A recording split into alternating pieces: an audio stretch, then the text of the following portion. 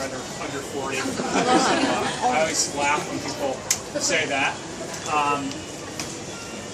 That's all right. Is this any better? Not really sure it's on. How about that? No, the music's louder than I am. I can raise my voice. Maybe step in a little bit if you can. And I apologize for being late, but Bookazine has so many convenient locations that I went to the one in the Prince's building. And they didn't have any wine, and none of you were there. I was like, what the hell? Like, this is, supposed to be a book event. And then I realized I was at the wrong location. So anyway, we're here, so it's great. So thank you all for being here. It's really great. We launched the book February 7th, so it's been out for just under a month. We did 15 cities in North America before I got on the plane and went here yesterday morning at 6 a.m. And we wanted to make Hong Kong the first stop on the global tour.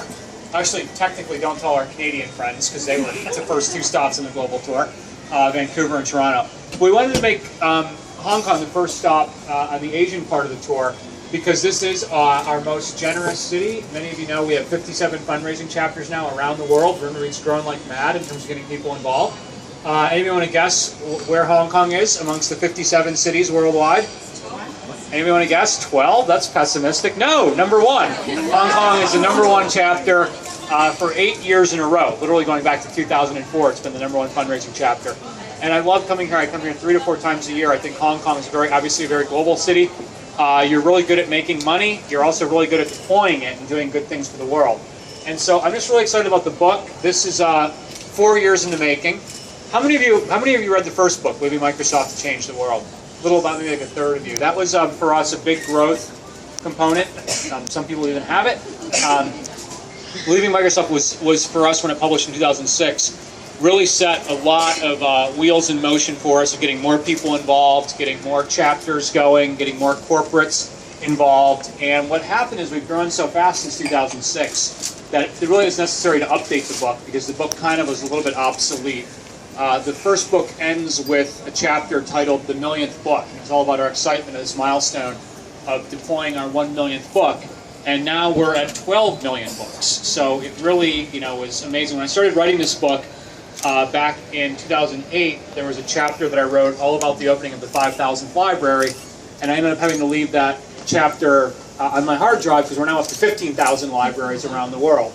And this book really, I think, was written to tell the story of how we've scaled so quickly. The goal is that no matter what your passion is, if you're a change agent, we think there's something in here for you. So if you sit on a board and you want to talk to your board about how do you scale, there's a lot in here about how we've scaled as quickly as we have. How the fact of the matter is, in the last 5 years, on average, we've opened a new school every 36 hours somewhere in developing Asia or Africa. The fact that we're now opening 6 new libraries a day, a new library every 4 hours open somewhere in the developing world under the Room to Read banner. So it was fun to write the book because I really wanted to update the story, and it was also fun to write it because my day job doesn't really keep me busy, so I'm not really sure how I found time to carve this out, but I did just manage to somehow get the book written. It's gotten some fantastic reviews so far. We're very excited about it.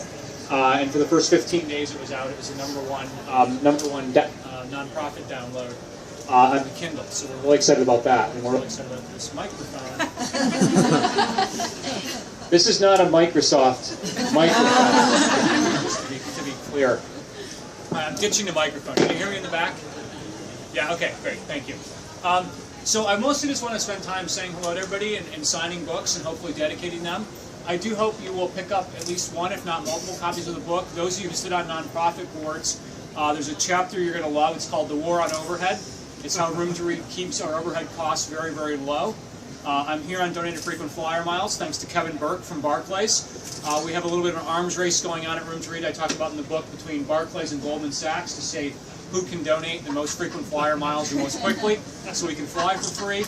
Many of you may know Credit Suisse here in Hong Kong houses us for free. We get free office space in Tokyo, in London, in Hong Kong, and in Sydney. We have Lenovo donating 500 laptops to us, one for every employee. Every laptop donated means 4 additional girls can go to school for a year under our girls' education program.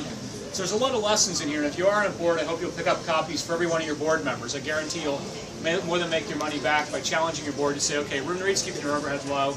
what lessons can we learn? How can we do that? But I think most importantly for me are just the stories of the kids and the students we're reaching. I think it's fair to say that without education, you're not you. Without education, I'm not me. And we have a chance through Room to Read to give that same gift back to kids, whether they be in post-Civil War Sri Lanka, whether they be in a slum of Delhi, whether they're in post-Khmer Rouge Cambodia, post-apartheid South Africa. We're working across all those places.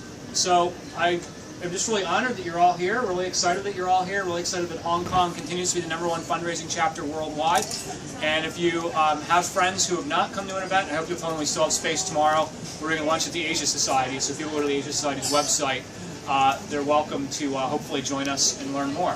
So is that good? Is that it? Yeah. Bravo. Okay, great. Well, thank you very much, everybody. Thank you for coming. I got my pen ready. Works better on the microphone.